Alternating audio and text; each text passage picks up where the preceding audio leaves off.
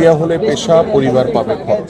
একসাথে ঐক্যবদ্ধ করে একটি সেতু বন্ধন আমরা তৈরি করছি। আমরা যে বিষয়টি নিয়ে ইতিমধ্যে আমরা আমাদের যে পরিকল্পনা বা বাংলাদেশের স্পোর্টসকে সর্বোচ্চ গুরুত্ব দিয়ে যে ক্রিয়া হলে পেশা, পরিবার পাবে খরচ, এবং এই ক্রিয়ার মাধ্যমে আমরা একটি সেতু বন্ধন তৈরি করতে চাই।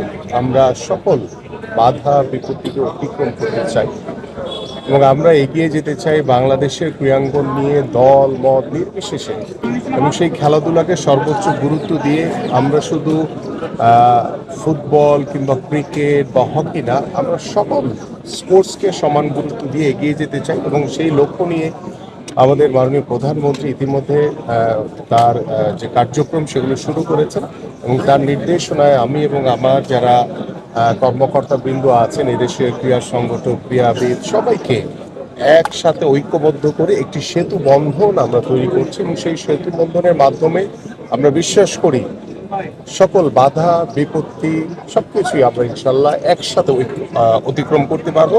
এবং আজকের এই বিশ্ব ক্রীড়া দিবস উপলক্ষে আমরা চাই যে আমরা একটি সেতু বন্ধনের মাধ্যমে আমরা সকল বাধা বিপত্তি অতিক্রম করে আমরা একসাথে একযোগে এগিয়ে যাব বাংলাদেশের খেলাধুলাকে সর্বোচ্চ গুরুত্ব দিয়ে।